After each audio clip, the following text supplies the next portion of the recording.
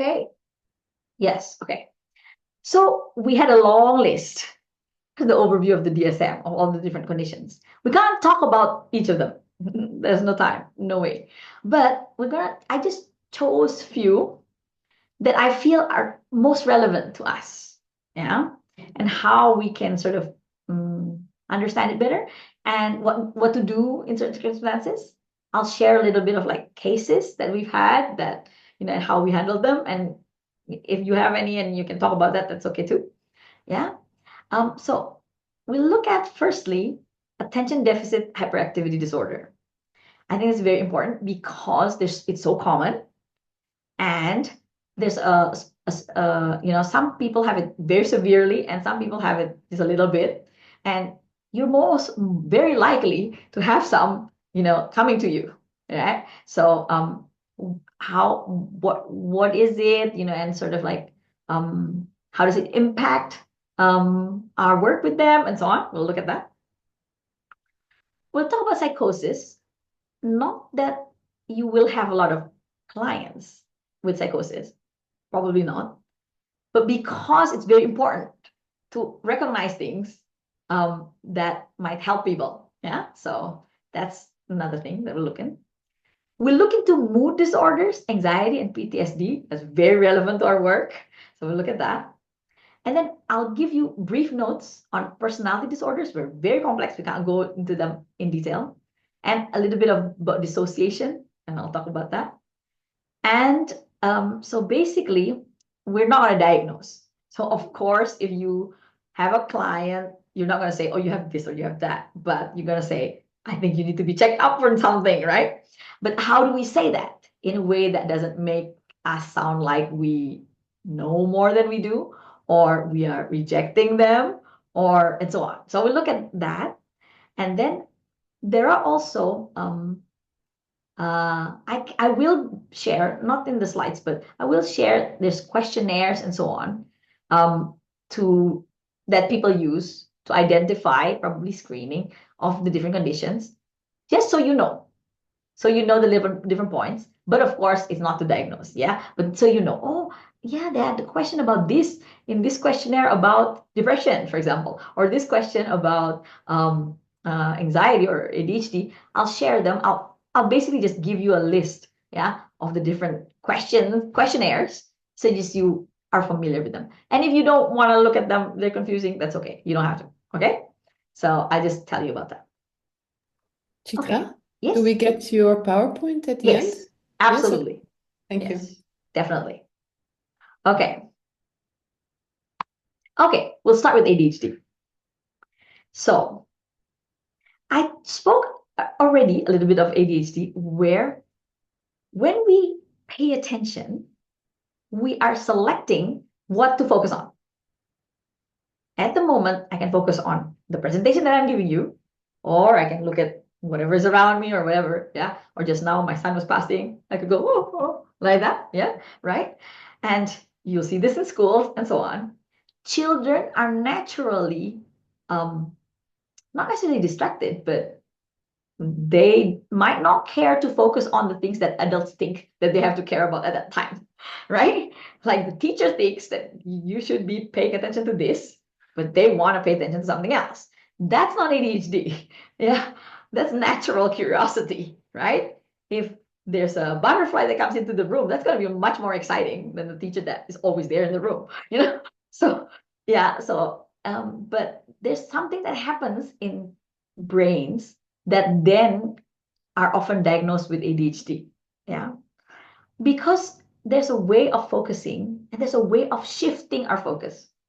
So we have this, okay, focus, and then stop focusing, focus on something else. Stop focusing, focus on something else. There's a process there, yeah. And we can be mindful of that process. Okay, right now I'm focusing on you, but if something happens, I'm going to say, sorry, I want to focus on this first, right? It's a choice. But sometimes it's not a choice. They can't choose. They want to focus on this, but they can't. Okay? Yeah? Or they're somewhere else. It's absent-minded. Yeah? Absent-minded. So there's also a condition which is called ADD. Some people use it, some people don't. But basically, that's attention deficit disorder. There's no hyperactivity in the name. Yeah. And the difference is a lot of people with ADHD express themselves physically as active. Then as children, they're running around in class and so on. It's like, oh my God, the teacher's going, oh. And then you kind of give them this label, right? ADHD. But some people are totally nice on their desks. They're fine. They're the best students, but they didn't hear a clue. They don't have a clue what you just said. They totally don't remember. Their brains are elsewhere, daydreaming and so on and whatever, right? And we call it ADD because they're not hyperactive, even though their minds might be hyperactive, or it's not even hyperactive, it's just lost somewhere. Yeah. And so there's another element. So there's first attention. Yeah. Then there's the hyperactivity impulse control. So a lot of conditions like this is like, it's not just about selecting what to focus on, but if something comes up in you, to decide whether to do it or not. And in these cases, it's like, oh, I want to go there. And then you just go there. There's no stop, select. Is it a good idea to actually do that? Yeah. And so it's a problem. Yeah. Because it's uncomfortable. You have an impulse and you have to do it. You have an impulse, you have to do it. It's not very comfortable. Yeah. And so here's a graphic representation. I took it from these different sources, by the way. Yeah. I usually have the sources there. Okay. So what happens is, so there are neurons and they're communicating to each other. Yeah. And see here, this neuron is trying to say something to the other neuron, but the other neuron has trouble catching the neurotransmitter. So there's something that happens where they're not talking to each other the way they should. Yeah.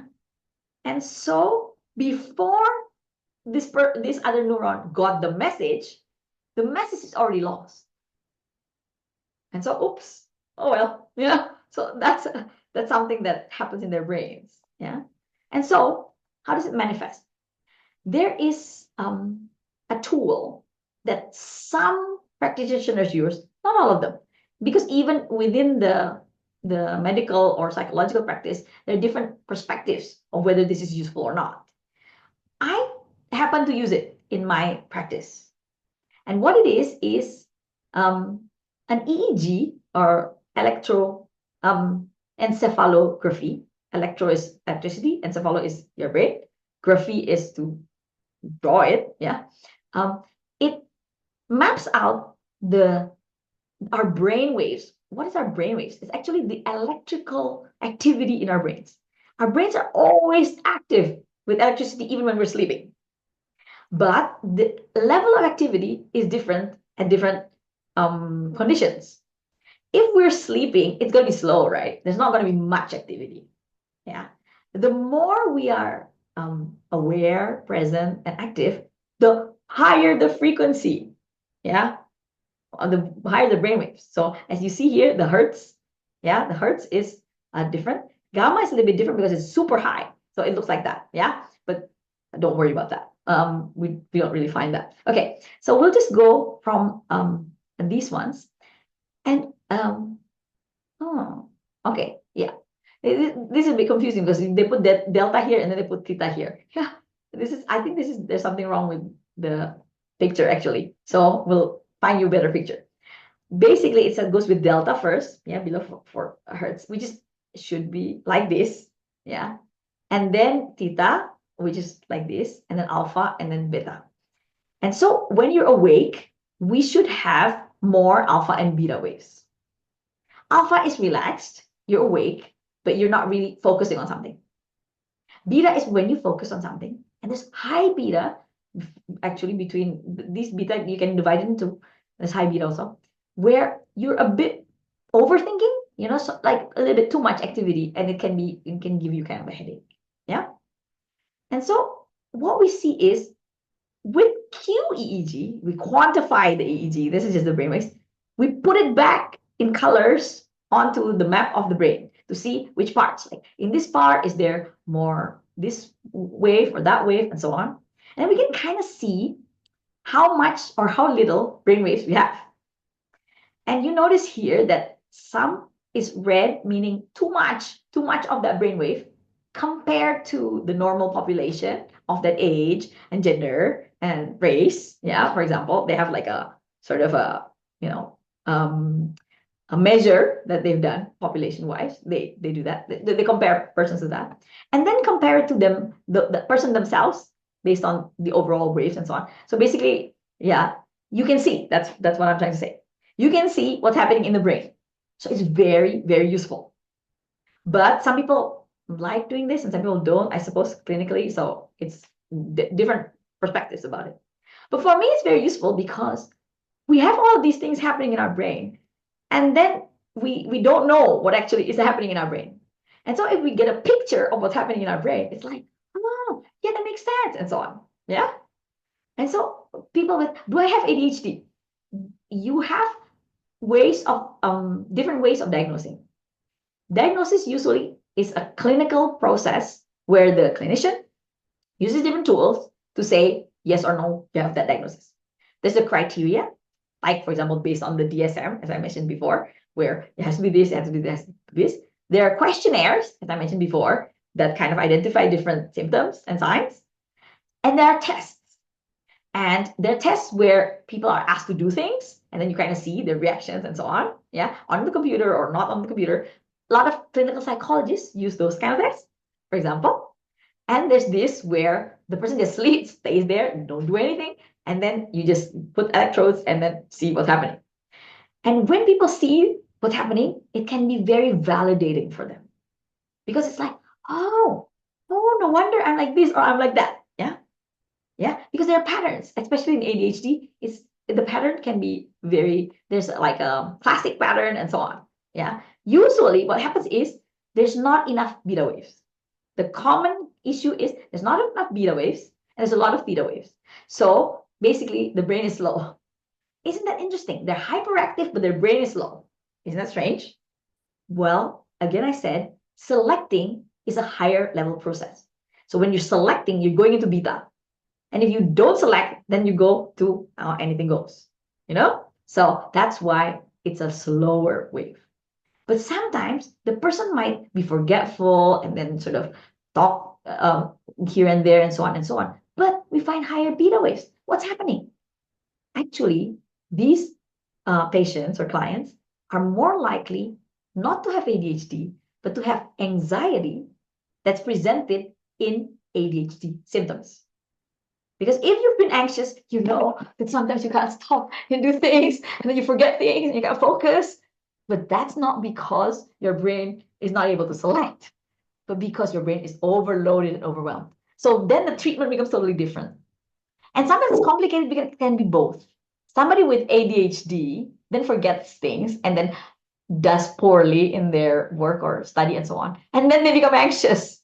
And so you have a combination of things happening in the brain. So it can be quite complicated. But so oh, things are happening in the brain. And these are some of the things that can happen in the brain. Yeah. And when people meditate and so on, then there's different brain waves and so on. Yeah. Which there's some alpha meditation, there's theta meditation, all sorts of things. And there's sorts of interventions. There's sound therapy that helps you, different brain waves. There are neurofeedback. That's also interesting. We have a treatment called neurofeedback. What is it? It gives you feedback on what's happening in your brain. So basically, this is a type of feedback where you see, but they map it first and then you see it later. But you want to know it real time. And so that's where neurofeedback comes. So you have to see a screen and you have an electrode, and the screen graphically visualizes what's happening in your brain in a way that's fun and engaging. So for example, if someone has ADHD where their brain is slow, occasionally their brain sort of goes into a little bit higher mode. And when that happens, whatever in the screen gives them a stimulus that excites them. So for example, we have a car and the car just stays there. If you're distracted, whatever. And then the psychologist or the person that's accompanying this person says, focus on the car. Huh? Okay. Look at the car. Okay. Let's try to move the car. Huh? Try to move the car. Yeah. Let's do magic. Move the car. And then they go, try to move the car. They're focusing on the car. Suddenly the car moves. It's magic.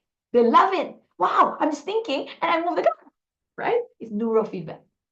Okay, so it gives you that sort of like that happy feeling that we talked about in addiction, that they are now not addicted yet, but and we don't want them to be addicted, but they're aroused and their brain is happy, stimulated by doing the things that they need to do. So they're trained to it and trained to it. That's an example.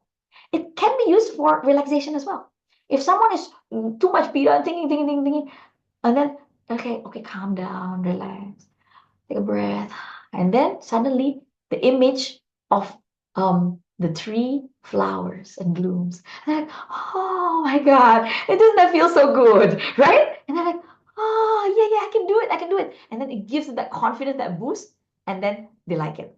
And so it's a training, just like any training. Like, people ask me, right? How many times do I have to go to neurofeedback so that I can, get rid of my ADHD? Or for example, then I say like this, okay, how many times do you have to go to the gym to lose how many kilos? Can anybody answer that? I don't think it's possible for anybody to answer that, right? For some people, they might lose kilos very quickly. And they're like, wow. For some people, oh my goodness, it's not enough, right? They have to do diets, they have to do this, there might be different conditions. What type of treatment, what type of exercise they're doing. This is also, it's neurofeedback, but you don't do it 24 hours. You just come for it and then you go and practice it yourself, right? Are you practicing it? How are you able to do it? How independent are you able to do it? So there's a lot of components to it, but it's a training. And some people find it really, really helpful because then they're not reliant on medication, for example, they feel confident and so on. But not everybody can. Just like the example of the fitness, to the gym. Some people get, oh, I can't do it. Okay, so we'll find something else. Maybe you need medication or something, right? So to help you, right? And it can be a combination because the moment they have medication, they do it better, they're able to do it, and then when they do it, they feel good, and they're like, yeah, okay, let's take this medication, it's helping me. So there can be different things, yeah. So it's good for you to know that. But as I said, it's not like mainstream yet, this one, because interestingly, it's used not just by the medical practitioners. And this kind of makes it a little bit complicated because medical practitioners or clinical practitioners tend to be very exclusive. And so if some naturalists, sort of like complementary and alternative therapists use this too, because it's not like surgery where you're not allowed to do surgery unless you have the qualifications for it. Technically, people can buy neurofeedback tools. You can buy it. Yeah, you can buy it free online. And there are different tools. You have one that's like this, and you can go and meditate with it, and it's easy. So then it becomes like, oh, I want to control it, so it's a little bit complicated in that way. Yeah, but so Okay, do you have any questions about that before I go to the next one? Because I think it's a bit interesting, huh? Okay.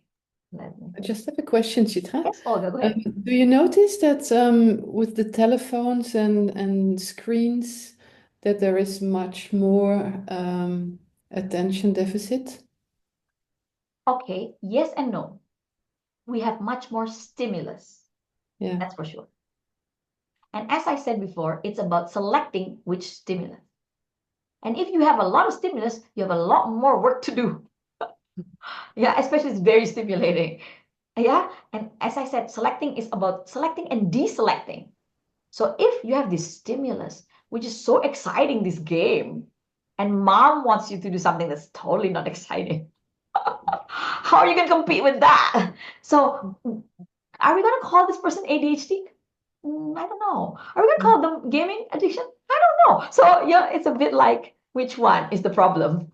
Is it an environmental problem and the way the world is functioning that's making it difficult for people? Or is it actually, the person themselves? I think it's a vulnerability that humans are, I don't know, mm, the integrity of humans to say, okay, I care about people so that it's the best interest, as opposed to I need money, or we need to sell this product or whatever economic system. It's still not in balance. So that's what happened. Yeah. Yeah. Okay. Thank you. Yep. Any other questions? Should I stop recording before you ask your question? That's also possible. I'll stop. Okay. Let me stop recording. Where is it? Okay. I'll